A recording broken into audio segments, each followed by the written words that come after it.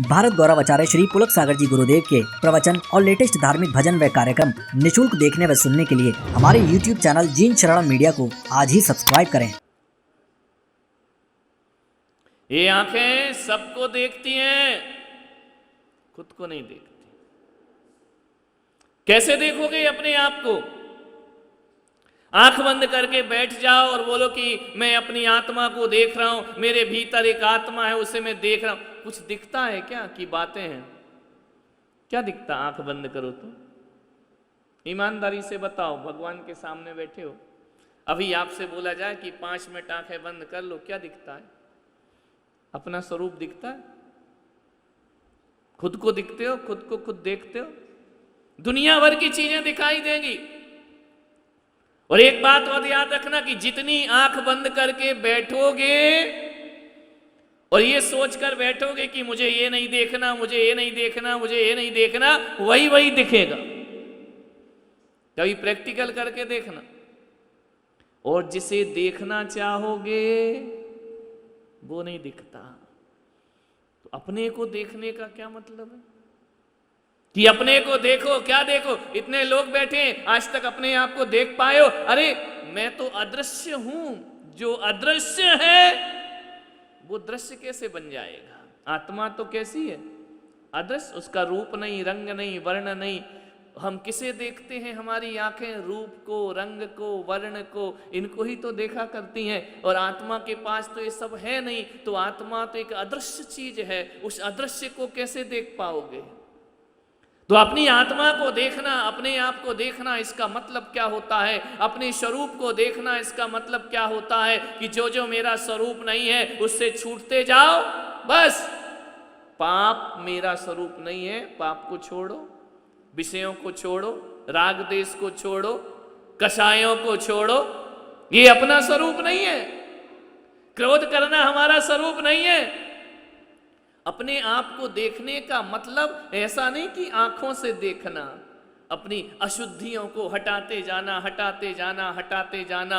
जितने भी विकार हैं उनको हटाते जाओ, जितने भी राग देश परिणाम हैं उनको हटाते जाओ। हटाते जाओगे, हटाते जाओगे, और जब अपने में लीन हो जाओगे, उसी को कहा जाता है विश्व दृश्य। समझ में आ रहा?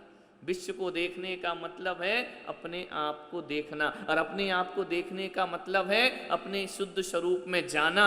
समझ? बोलना नहीं, क्या करना उसमें? एक मूर्ति जब बनती है ना पत्थर की, कैसे बनती है?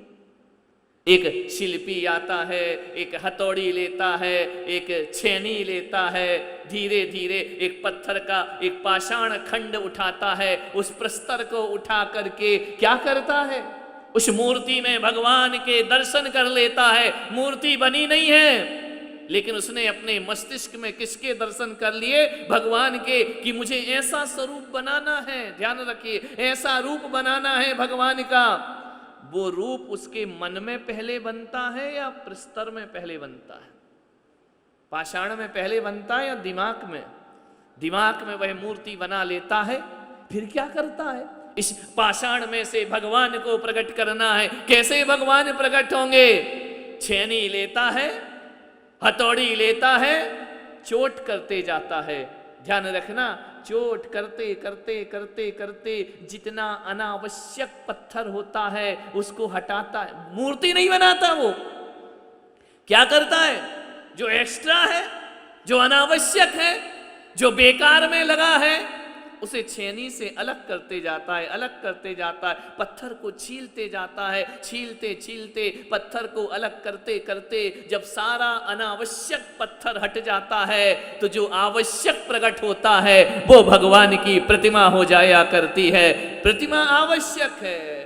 प्रतिमा पे पत्थर अलग से नहीं लगाया है, उसी पत्थर में से जो अनावश्यक था उसको हटा दिया, भगवान की मूर्ति बनकर के तैयार हो जाया करती है। आप सुबह से शाम में सोचें, विचार करें, चिंतन करें, मेरे जीवन में अनावश्यक क्या क्या है? मेरे जीवन में जितना अनावश्यक है, एक जन्म में उस अनावश्यक को हटाते जाओ, हटाते जाओ, हटाते जाओ। क्रोध आवश्यक है कि अनावश्यक है? बोलिए। आवश्यक है गुस्सा करना, अनावश्यक है ना, उसको हटा दो अपने दिमाग से। मायाचारी अनावश्यक है, उसको दिमाग से हटा दो। क्रोध अनावश्यक है, उसको दिमाग से हटाओ। लोभ अनावश्यक है, मान अनावश्यक है, वासना अनावश्यक है। आवश्यक क्या है इस शरीर में? मेरे अलावा और कोई भी आवश्यक नहीं हुआ करता। जितना अनावश्यक है उसको हटाते जाइए, निकालते जाइए, निकालते जाइए। बस इसी का नाम तो साधना है, इसी का नाम तो मोक्ष मार्ग है, इसी का नाम तो निर्वाण की यात्रा है, इसी का नाम तो मोक्ष की यात्रा है। बातें करने से कुछ नहीं होता है, अनावश्यक को हटाओ। आभूषण इतने आवश्यक हैं क्या? बोलो। रात में खाना इतना आवश्यक है क्या? आलू प्याज खाना इतना आवश्यक है क्या? ये सारी चीजें लेकर के चलोगे तो परमात्मा की प्रतिमा कहां से प्रकट हो जाएगी? यदि पत्थर अनावश्यक को छोड़ने को तैयार नहीं होगा तो पाषाण कभी भी भगवान नहीं बन सकता है। अनावश्यक को छोड़ो। ये कोई धर्म नहीं है, ये मत सोचो कि कोई नियम है, कोई संकल्प है, कोई धर्म है, कोई बहुत बड़ी साधना है। नहीं, जिसको पाना है उस मार्ग की अनावश्यक चीजों को हटाना हमारा सबसे बड़ा फर्ज होता है। ध्यान रखना। कचरा घर में पड़ा हुआ है, कितनी बार झाड़ू लगाती हो? लगाती हो या लगवाती हो? बोलो इंद्राणियों। है? लगवाते हैं ना, दोनों कर लेते हैं। कभी कभी वो लगा देते हैं और कभी कभी हम लगा देते। वाह क्या बात, मिलजुल कर काम होता है। ध्यान रख। इतना आजकल इतना आपस में वो चलता है, एक दूसरे का सहयोग, इतना सहयोग। एक महिला थी, बोले मैं अपने पति के साथ बहुत कोऑपरेट करके चलती हूँ। मैंने कहा धन्य हो, पति के साथ कोई कोऑपरेट करता है कि आज की दुनिया? बोले नहीं नहीं, मैं बहुत कोऑपरेट करती हूँ। मैंने कहा कैसे? बोले हमारे घर में झगड़े नहीं होते, हमारे घर में विवाद नहीं होते, हमारे घर में लड़ाई नहीं होती है। मैंने कहा क्या वजह है, क्यों नहीं होती है? बोले हम लोग बहुत एडजस्टमेंट करके चलते हैं। मैंने कहा क्या एडजस्टमेंट करती हो? बोले करते क्या है, कचरा मैं फैलाती हूँ, सफाई वो कर देते हैं। अब झगड़ा किस बात का होगा? कपड़े मैं पहनती हूँ, धो वो देते हैं, खाना वो बना देते हैं और खा मैं लेती हूँ। ध्यान रख, अब किस बात के झगड़े होंगे, अब किस बात का विवाद होगा? ध्यान रखिए, मैं इसकी बात नहीं कर रहा हूँ। मैं कर रहा हूँ सुबह से शाम जब कचरा घर में होता है तो क्या करते हो? एक झाड़ू से लेकर के कचरा को बाहर निकालते हो। ऐसा तो नहीं कि तुम कमरे में जाके बोलते हो हे कमरा तू साफ हो जा, हे कमरा तू साफ हो जा, हे कमरा तू पवित्र हो जा। आज जाके बोलना कचरा पड़ा हो कि हे कमरा देवता तू स्वच्छ हो जा, तू पवित्र हो जा। जब भाग्य में होगा तो हो जाएगा, जब काल लब्धि आएगी तो कमरा साफ हो जाएगा। ऐसा होता है क्या? जिंदगी भर भी चिल्लाओ तो कक्ष साफ होने वाला नहीं है। गंदे कपड़े पड़े हैं और कपड़े के सामने चिल्लाते रहो तू पवित्र है, तू पवित्र है, उससे उसकी पवित्रता प्रकट नहीं हो जाया करती है। कमरे को स्वच्छ रखना है तो झाड़ू लगाना ही पड़ती है। और झाड़ू लगा करके क्या हम स्वच्छता को बुला रहे हैं या गंदगी को भगा रहे हैं? क्या कर रहे हैं झाड़ू लगाते समय? स्वच्छता को बुलाते हैं कि गंदगी को बाहर भगाते हैं? गंदगी को बाहर भगा लीजिए, स्वच्छता बुलाने की जरूरत नहीं है। स्वच्छता अपने आप प्रकट हो जाया करती है। हमारे जीवन की जो गंदगी है उन्हें बाहर निकालो, उन्हें सीने से लगा के मत जियो। और विषय भोगों में लगा हुआ जीवन मोक्ष की बातें करता है।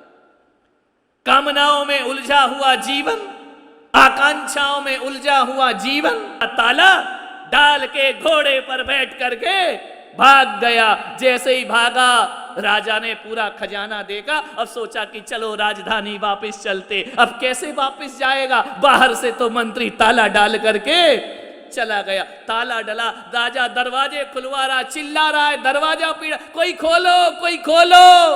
देखो सम्राट है, कहां बंद हो गया? एक कोठले में बंद हो गया। खोलो खोलो, अरे राजधानी हूं तो ताली बजाते ही नौकर चाकर आ जाए। जंगल में कौन आ रहा है तुम्हें खोलने के लिए? चिल्ला रहा है कोई खोलो। कहते हैं पूरी रात हो गई, जंगल में खोलने वाला। राजा को बहुत प्यास लगी, पानी। राजा को भूख लगी, भोजन। क्या करे?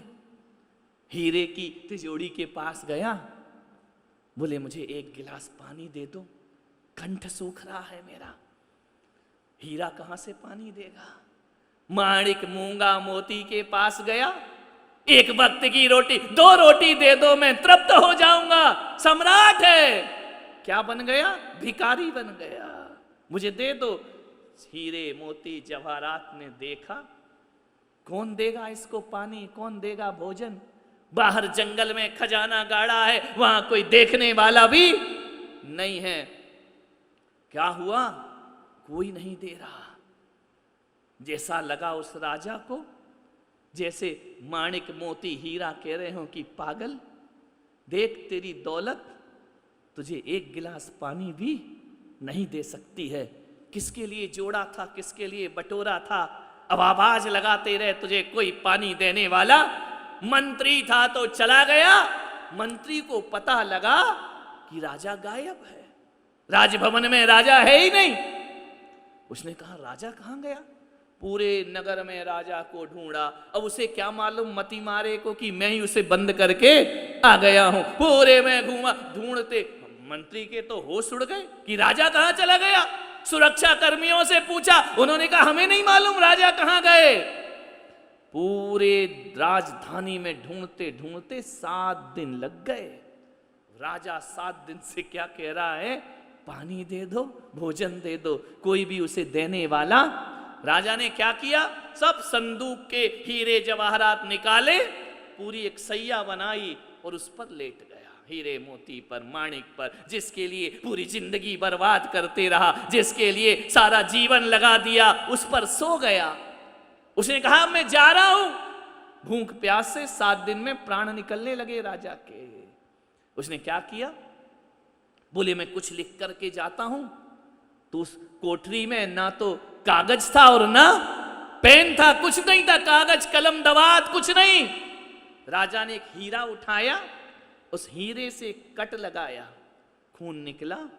उस खून से दीवार पर राजा ने कुछ लिखा।